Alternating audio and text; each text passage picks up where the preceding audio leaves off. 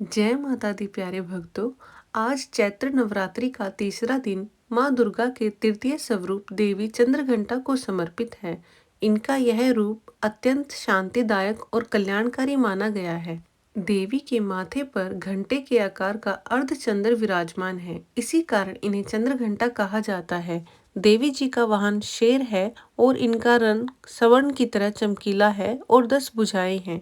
देवी जी के हाथ में कमल, धनुष बाण, त्रिशूल, तलवार, गदा, चक्र और अस्त्र शस्त्र सुसज्जित हैं।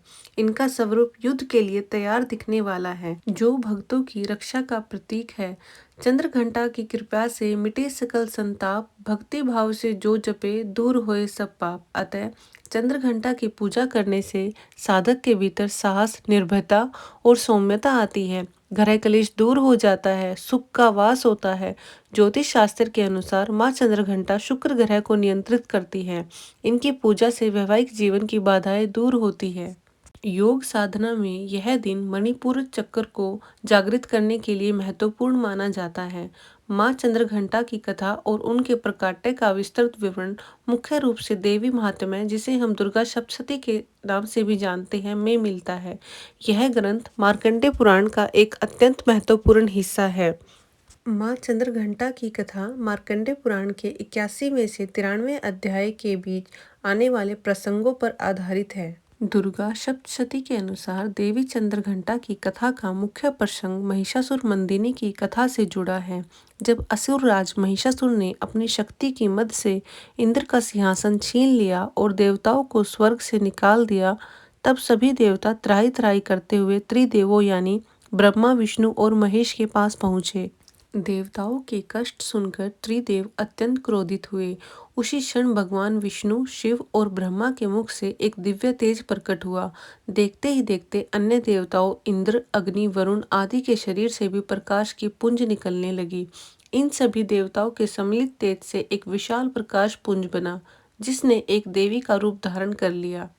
यही देवी माँ दुर्गा कहलाई। देवताओं ने उन्हें अपने अस्त्र भेंट किए। भगवान शिव ने अपना त्रिशूल, विष्णु जी ने अपना चक्र, इंद्र ने अपना ऐरावत हाथी का घंटा और वज्र, वरुण ने पाश और अन्य देवताओं ने गदा, धनुष, बाण आदि समर्पित किए। जब देवी युद्ध के लिए तैयार हुई तो उनके मस्तक पर घंटे के आकार का अर्धचंद्र सुशोभित हुआ। साथ ही साथ जब उन्होंने अपनी हुंकार भरी और इंद्र द्वारा दिए गए दिव्य घंटे का भयंकर नाद किया, तो उस ध्वनि से 10 दिशाएं गूंज उठी।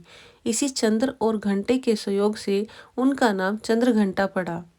मार्कंडेय पुराण के अनुसार जब महिषासुर की सेना ने देवी पर हमला किया तो माँ चंद्रघंटा ने अपने अस्त्रों की वर्षा से असुरों का विनाश करना शुरू कर दिया।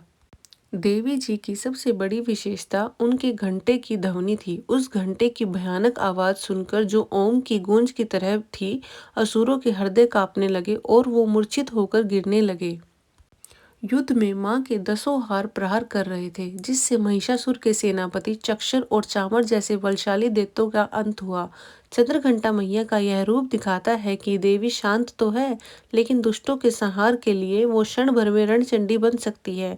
जहाँ माँ शैलपुत्री और ब्रह्मचारिणी शांति और तप का प्रतीक है, वही चंद्रघंटा माँ का स्वरूप हमें यह सिखाता है कि शांति के साथ साथ वीरता भी आवश्यक है, ताकि धर्म की रक्षा की जा सके। प्यारे भक्तों, माँ चंद्रघंटा आपकी मनोकामना पूर्ण करे, आपके घर सुख, शांति और समृद्धि आए।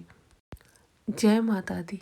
सनातन धर्म की सही और सटीक जानकारी पाने के लिए कृपया हमारे चैनल को लाइक, शेयर और सब्सक्राइब करें। जय माता दी।